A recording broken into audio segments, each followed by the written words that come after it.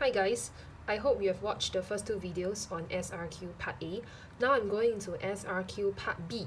Okay, to repeat again, SRQ Part B is an essay question. Okay, besides depending on just memory work, you have to be very skillful in applying what you have learned and memorized, okay, to answer the question's requirements. So today, the purpose of this video is more of number two, okay, helping you to be skillful in applying content to suit the requirements of the questions. Okay, again, for me exam this time round, you are tested on chapters 1, 2, 3, which is on issue 1, citizenship and governance, as well as chapters 8 and 9, and they are related to globalization. Only one chapter will come out for this SRQ Part B question. Okay, so only one will come out of this 5. Okay, to start off, referring to this list of compiled questions from school papers for your SRQ Part B, I want you to cross out, or just for the time being, cross out these questions here. Number 1, do you think the unequal sharing of costs is a greater challenge than differing needs and interests? Number 2, do you think differing priorities poses a greater challenge to the Singapore government than unequal sharing of costs? Number 3, do you think that differing priorities is more important than the unequal sharing of costs? Do you think, number 4, do you think managing different needs and interests is more challenging than managing unequal sharing of costs when deciding what's good for the society? Okay, cross out these 4 questions because they are not part of your SRQ Part B content package. Okay, but these questions, I will go through them after the mid-year exam. I will supplement the notes for these questions. So for the time being, just skip these. Chapter 2 will just be on principles of governance. Okay, so this aside, I want to talk about the different chapters, okay, and in terms of the question types.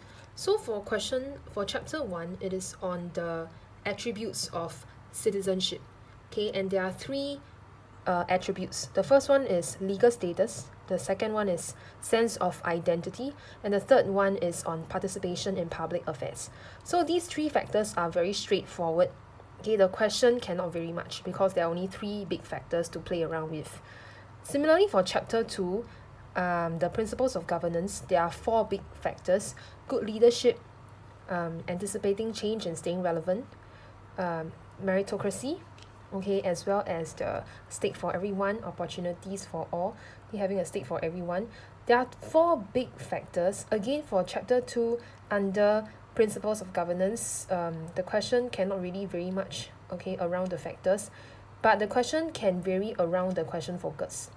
Okay, and for chapter 3, this is the more complex one. For chapter 3, it is on the roles of government and the roles of the citizens in the society. And under this chapter, there are various big as well as small factors. Okay, so chapter 3 can get a bit more complicated when it comes to the variations in question types. So turning to the second page of this stack of papers, the second page, okay, I want to focus on chapter 3 because chapter 3 is more confusing in terms of how the questions can play around with the factors. Okay, so before we look at each of these questions, I want you to look at your notes for chapter 3. Okay, so chapter 3, you should have the big stack of notes. Okay, turn to chapter 3, part 1. It says the role of government in the society. And under the role of government in the society, there are 4 main roles. Okay, as you can see here, maintaining internal order and external security. The second one, ensuring justice. Third one, providing goods and services for the public. And the last one, safeguarding the interests of citizens. Okay, and so for the roles of government, it is quite straightforward because it is just 4 main factors. So the factors cannot really vary much because there are no small factors under it. Okay, but if we turn to the next page, okay, still under chapter 3, the second segment is on the roles of the citizens in the society. Okay, there are 3 big factors here. The first one, contributing to the needs of the society. Second one, influencing government's decisions. And the last one is on the strengthening citizens' sense of belonging. Okay, but notice that under each big factor, there are various subheadings, okay, under one factor. For example, for the first one, contributing to the needs of the society, this big factor, underneath it, there is this subheading called the role of individuals. And underneath, we also have the role of organized groups. And further, it is branched out into formal groups as well as informal groups. Okay, so for this factor, it is quite complex because there are various layers. Okay, same for factor number 2, influencing government's decisions, role of individuals as well as the role of organized groups. Okay, strengthening citizens' sense of belonging, you don't see any subheaders. Okay, but if you read the content here, it is more towards the role of individuals. Okay, so with this in mind, now let's do up a table to rearrange some of the factors so that it will be easier for us to attempt the different question types for this chapter later on. Okay, so you should have you a blank paper, and we are going to arrange the factors in two different manners. The first way that we are going to arrange the factors is in accordance with the notes here. Okay, so here I start off with chapter 3, the roles of government and the roles of the citizens in the society. So under the roles of the government, okay, you turn back to the page, the first page. Okay, we have 4 big roles under the government. Simple, straightforward. Okay. Now, what is confusing is the roles of citizens. Okay, the roles of citizens, in this case, citizens is a very broad concept. Okay, for this chapter, citizens refers to number 1, individuals. Okay, number 2, it refers also to organized groups. And under organized groups, it can be further split into formal groups as well as informal groups. Formal groups are the official organizations that are registered with the government, let's say the NGOs and the VWOs. Examples of NGOs and VWOs, okay, as taught last year, okay, we learned about MINDS, MINDS, okay, the Society for the Intellectually Disabled. Okay, these are all formal groups registered with the government, and they exist on a permanent basis to champion a certain cause. But for informal groups, they are casual groups. For example, you and your friends, a group of 4 of you, decide to set up a Facebook group to champion for an environmental cause, and you want to do a project work on that. And that's just an informal group setting because you are not registered with the government. It is just like a casual group that exists solely because you and your friends share a common interest and you want to do a project on something. So these are informal groups. They do not have a formal name to them, such as MINDS, MINDS. They do not have a formal name. They are not registered with the government.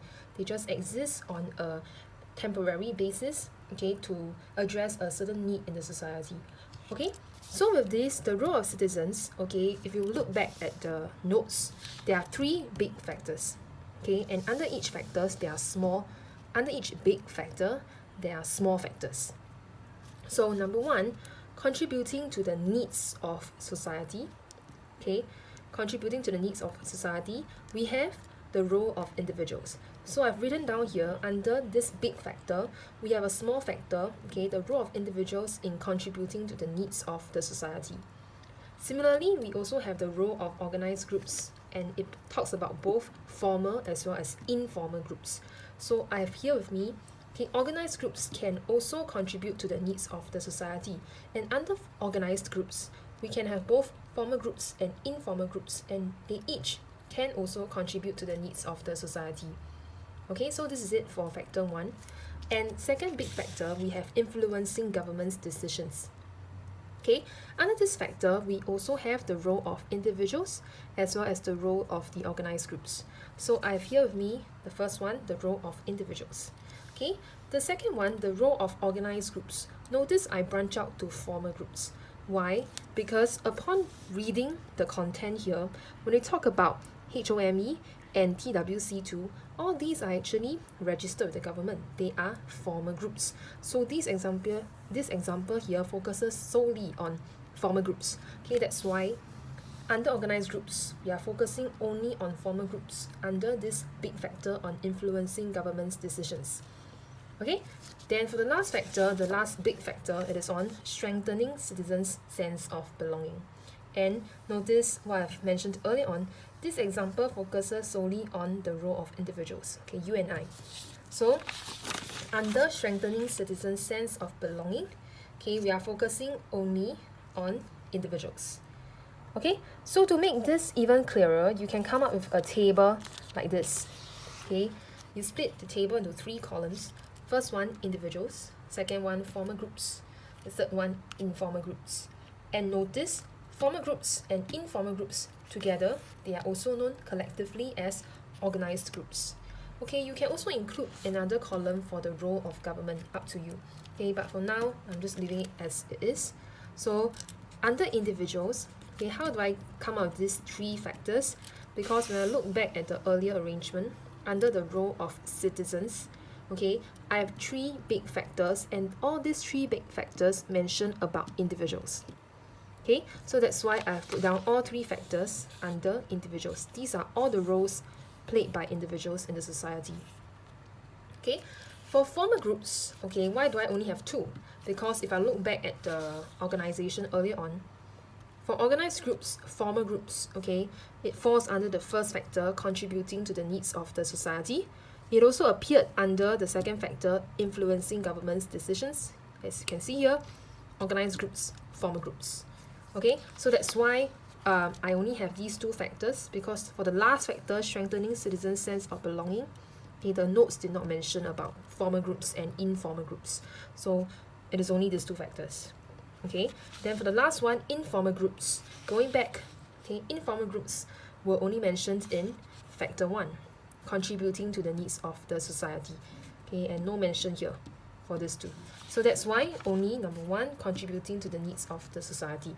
So with this table ready, you can now be ready to answer some of the different question types under chapter 3. So moving back to our compiled list of questions, okay, for the first one, do you think, okay, organized groups have a more important role to play than individuals in contributing to the needs of the society? Okay, first, please remember this, okay? SRQ Part B, we always have 2 factors in the question. The question will always give you 2 factors and a question focus. So you must identify the 2 factors in the question as well as the question focus. So here, the first factor is organized groups. Second factor, individuals. What is the question focus? Contributing to the needs of the society. So this is F1, factor 1. This is F2, individuals. Okay, the last one, question focus, contributing to the needs of the society.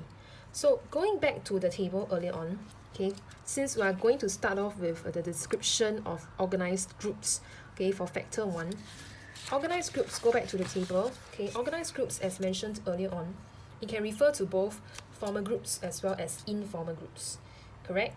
Okay, and looking back at the question focus is about contributing to the needs of the society.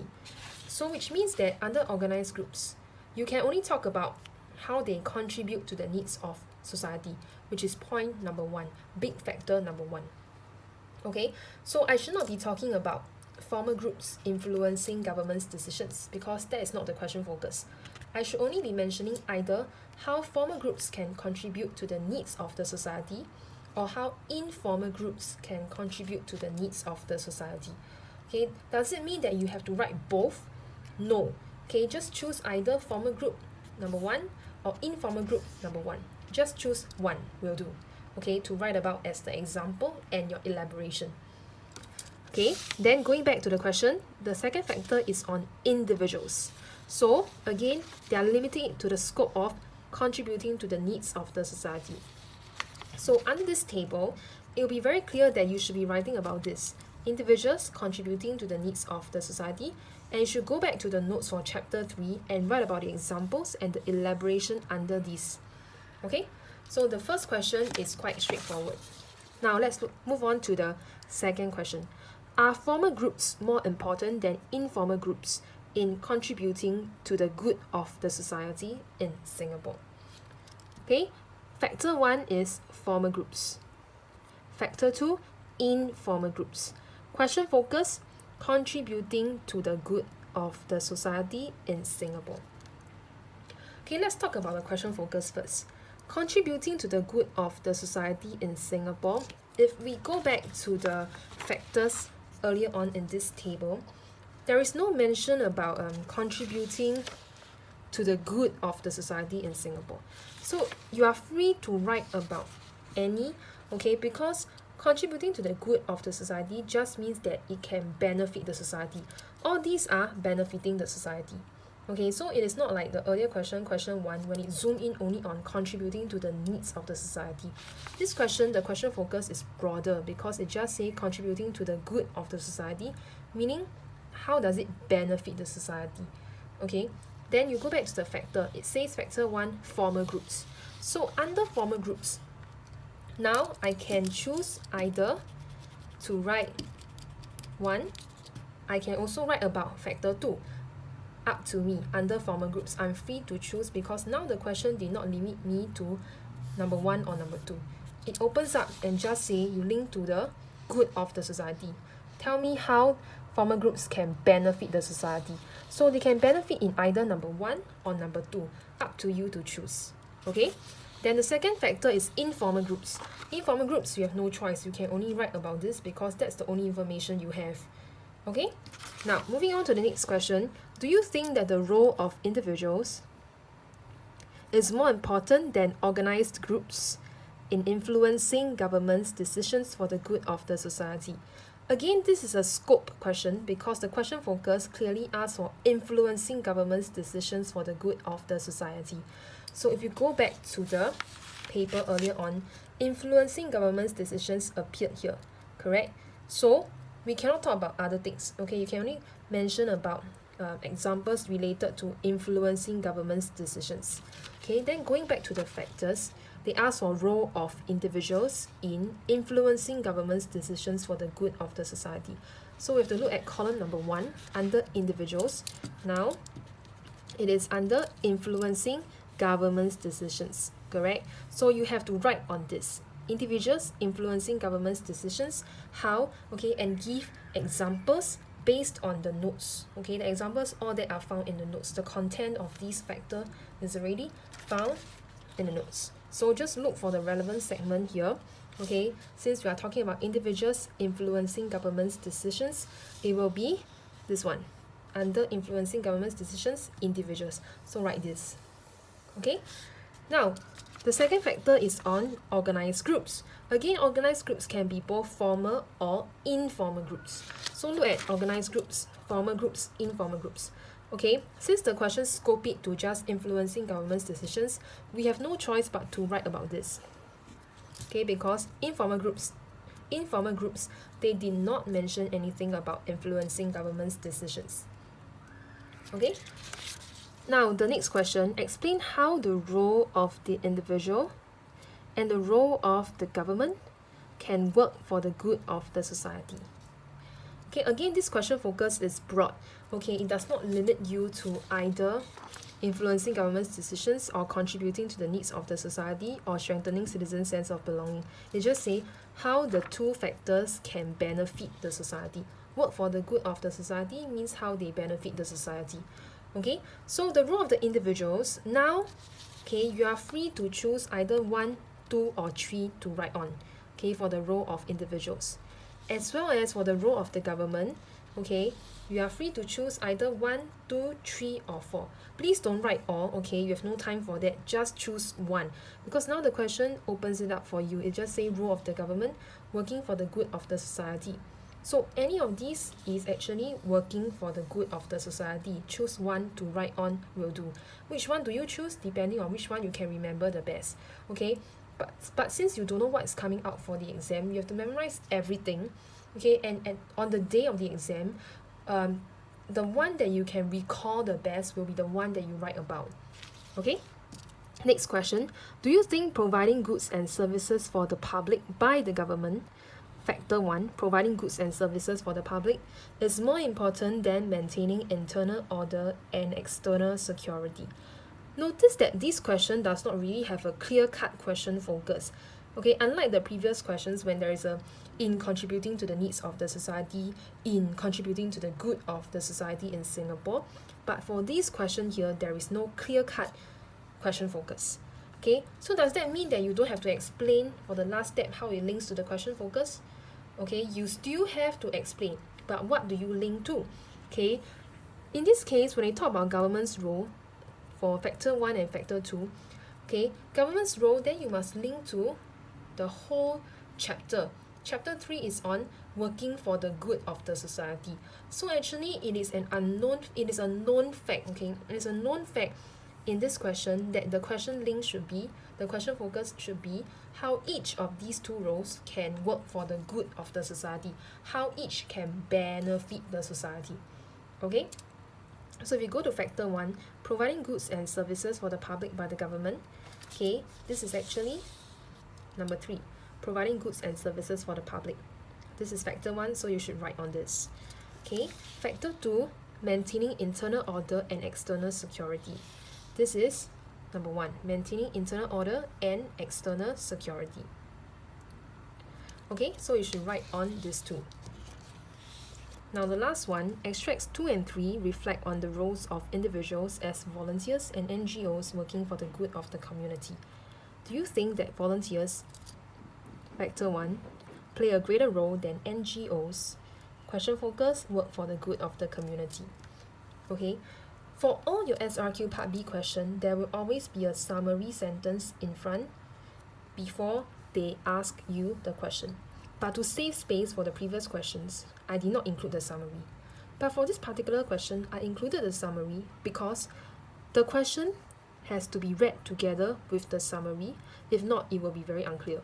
Why? Because if you read the question here, do you think that volunteers play a greater role than NGOs? You might be confused. You might think, did I learn about volunteers before? The notes did not mention anything about volunteers. What is this question talking about? Okay, then you might start to panic. But actually, if you refer back to the summary here, it says the role of individuals as volunteers. So actually, when they talk about volunteers here, they are referring to the role of individuals as volunteers. So the clue is individuals. So for this question, okay, going back to your individuals column, which one matches the idea of volunteering? It should be this one, contributing to the needs of the society. When you become a volunteer for an organization or a cause that you are very passionate about, you are being a volunteer in contributing to the needs of the society. So actually this one will be what is the factor requirement here. So when you ask for volunteers, they're actually referring to the individuals, and you should be writing on the content based on factor 1 under individuals contributing to the needs of the society, which is actually this part here. Contributing to the needs of society, this part, role of individuals. Okay, then the second one, NGOs. Okay, don't panic. NGOs, then you might start to think, there's no NGOs here. Okay, which one do I write on? Okay, then you should take a step back. NGOs, they are actually groups. Okay, they are organizations. Then under organized groups, we have formal as well as informal groups. NGOs are actually registered with the government. Okay, even though they are called non-governmental organizations, they are registered with the government, just that they operate independently of the government, but they are still registered with the government. They are organizations formally registered with the government. So here they are actually referring to formal groups. Okay, then your example must be a NGO. So going back to formal groups, okay, you can write about, depending on the question focus, working for the good of the community. Okay, working for the good of the community, again, it is a very broad question focus. It does not limit you to contributing to the needs of society, nor does it limit you to influencing government's decisions. So you can write either this or you can write this, okay, for these questions here. Okay, now moving on to the next page. Okay, I want to zoom into this question here right at the end. Okay, even though this is issue 2 chapter 6, which is not coming out for your mid-year exam for SRQ, okay, I want you to be clear about some of the question types. So for the purpose of this question, it is not about the content, it is more of how to answer this kind of question. Okay, the question type. So here it says, to what extent do you agree that foreigners bring a greater positive impact to Singapore than a negative impact? Okay, this question, the factor 1 is actually the positive impact that foreigners bring to Singapore. Second factor, factor 2, is the negative impact that foreigners bring to Singapore. You might ask, then what is the question focus? Okay, the question focus is not so obvious in the question itself. But if you read the questions a few more times, To what extent do you agree that foreigners bring a greater positive impact to Singapore than a negative impact? Okay, the question focus is already inherent in the question. It is built in the question. Okay, the question focus is actually you must explain how the factor that you use as the positive impact, how that factor can impact Singapore. You must explain the links, okay, step by step. How does this factor impact Singapore? What kind of benefits does it give to Singapore? Same for factor 2. The factor that you choose for the negative impact, you must explain in the last step. How does this factor disadvantages or bring consequences to Singapore? Okay, so let's look at the notes for chapter 6. Okay, chapter 6 is theme 2, diversity. Okay, it focuses on the positive and negative experiences of living in a diverse society. So chapter 6, okay, simply put, it is just the positive impacts and the negative impacts of having a diverse society. So when we talk about diverse society, why do we have a diverse society in Singapore? It is because of the influx of foreign talents, foreign workers, okay, or just foreigners in general.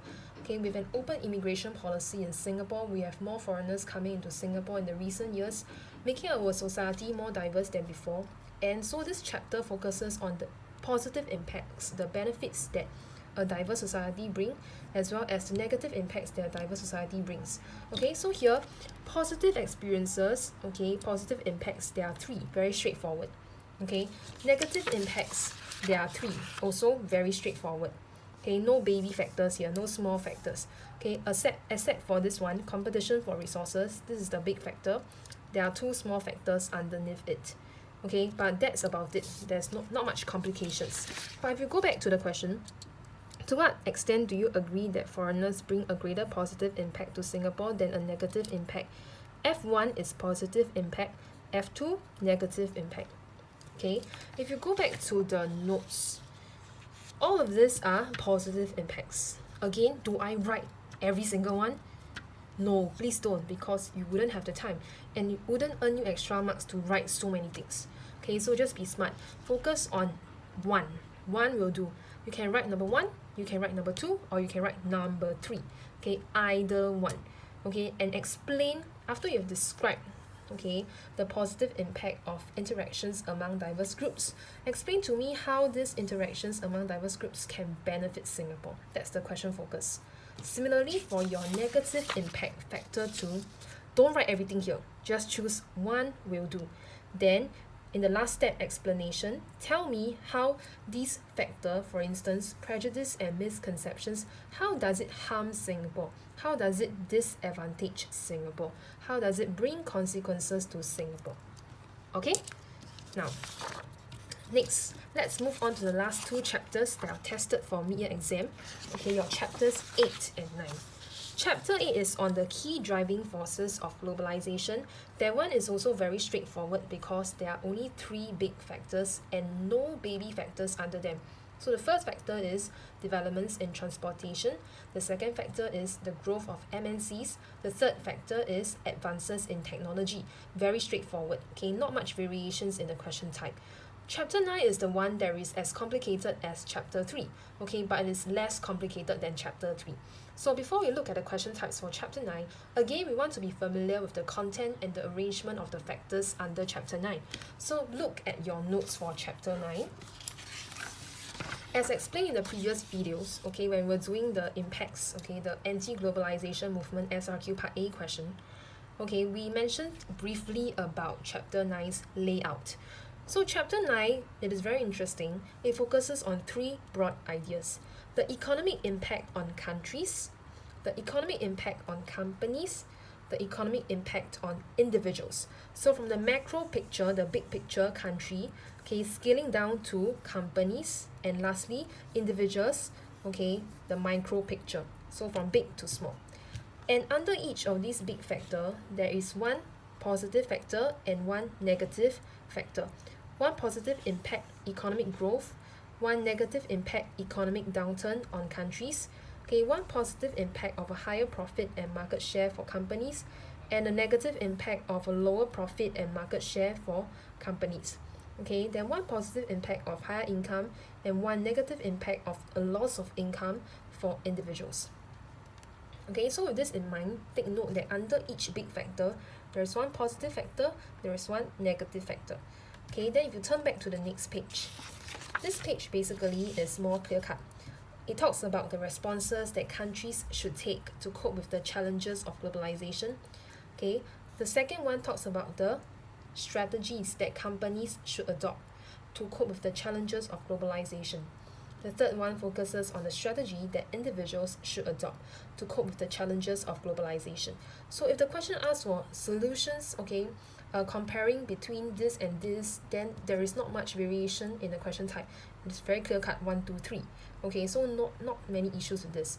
The concern is for the impacts because it is more layered. Okay, so again we have to come up with a table to help us with our understanding of the different factors.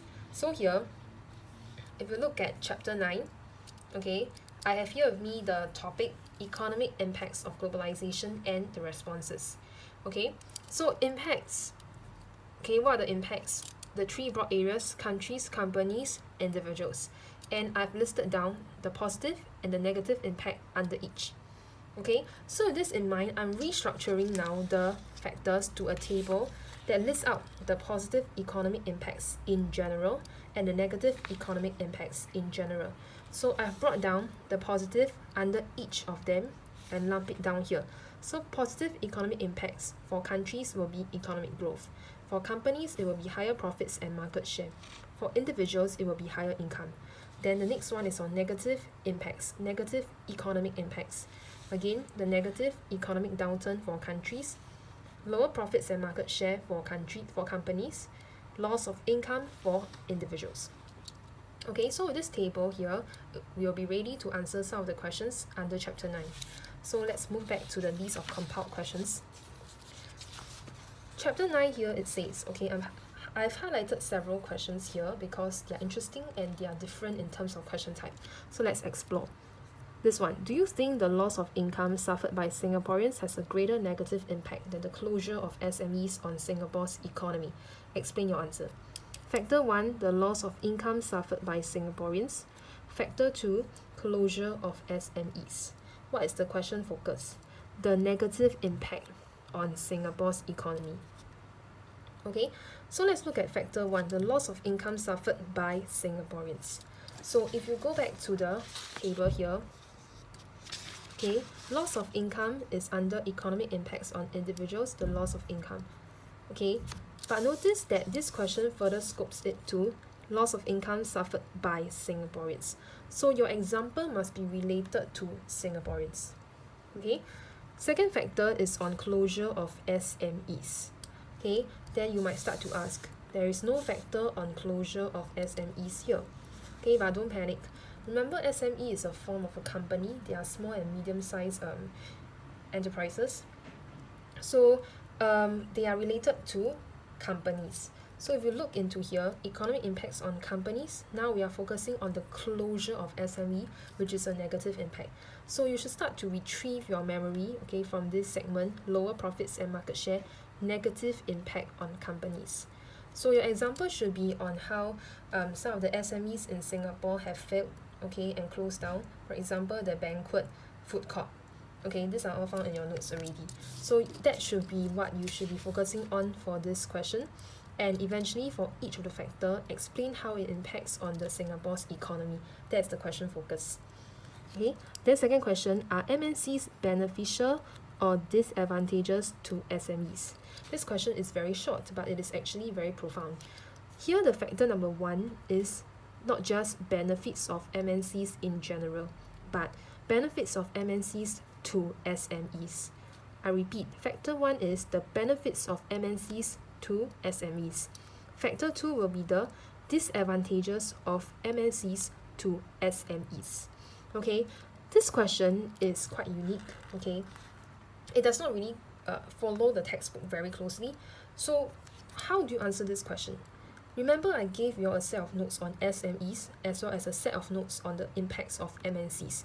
You can memorize the content from there, okay, and change and include the relevant content to suit this question. Give me one factor or one example of how MNCs can benefit SMEs for factor 1, and give examples of how MNCs can disadvantage SMEs for factor 2. Okay, as well as then for the question focus, you should be linking to how, therefore, these whatever factor that you have mentioned in factor 1 under how MNCs can benefit SMEs, for example by partnering SMEs, you should explain step by step how this partnering cooperation ties between MNCs and SMEs can therefore help SMEs. In what areas are they helping and what is the benefit as a result? So that's the question focus. Okay, then the next question, to what extent do the positive economic impacts of globalization outweigh the negative?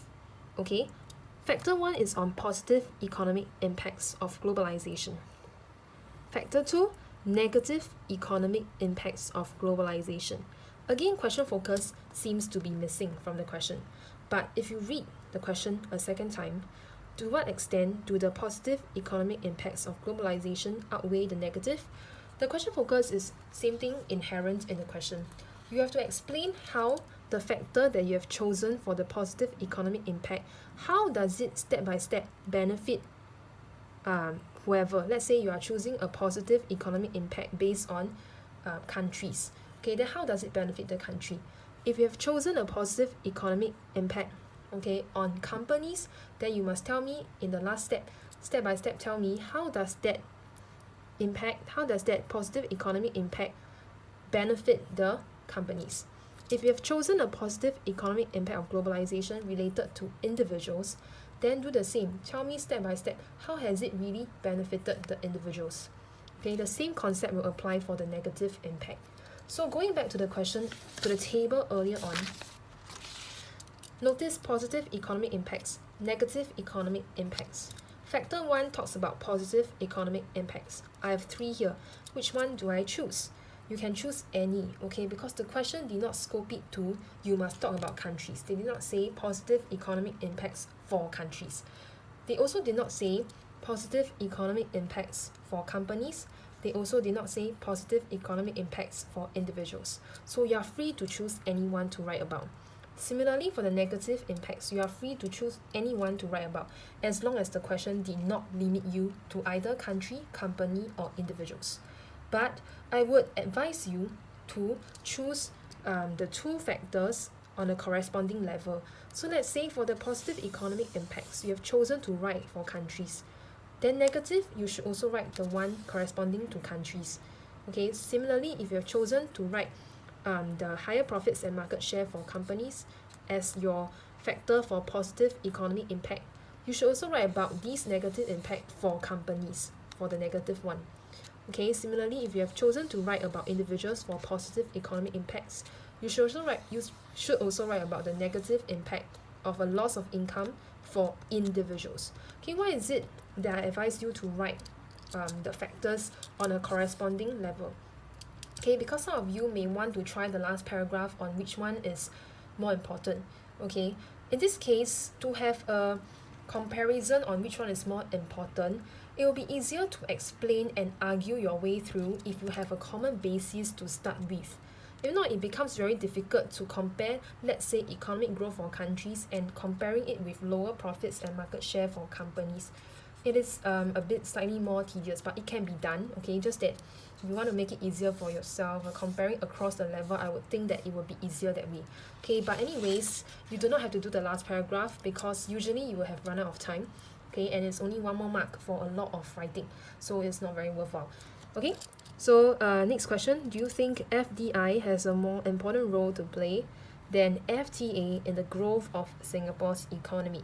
This question has a very obvious question focus. It is talking about how each of the factors can result in the growth of the Singapore's economy. Clear cut. Then the factors will be FDI and FTA. Okay, before you start to panic, okay, this one doesn't talk about FTA, doesn't talk about FDI. Okay, but hold on, we go back to the content, the notes. FDI is here under economic growth. FTA is the second paragraph under economic growth. So you should be taking your description and your examples from here. Okay? Now, next question. To what extent are the economic impacts of globalization on individuals positive? Oh, this is a tricky question. Okay, even though it did not state directly to you the two factors, but if you read the question one more time, to what extent are the economic impacts of globalization positive for individuals? When we talk about to what extent, it will mean there's a range of answers. It's either a positive or a negative aspect. So actually this question is asking for two factors. First one, positive economic impact of globalization on individuals. Second factor, negative economic impacts of globalization on individuals. What is the question focus? Again, it is inherent in the question. You must explain to me how the positive factor that you have chosen, okay, how does it benefit individuals? For the second factor, how does that negative factor that you have chosen harm individuals or disadvantages individuals? Okay, so going back to the table, since this question asks for individuals specifically, you can only talk about this for the positive, and you can only talk about loss of income for the negative, because the question scope it to just individuals. Okay? Now the rest of the question here, you can try on your own. If you have any difficulties, you can ask me, but I'm not going to go through every one of them because the video is getting too draggy. Okay, so if you have any questions, okay, this few days you can come and look for me, okay, but tell me in advance. Okay, then if not, then all the best for your exam. Okay?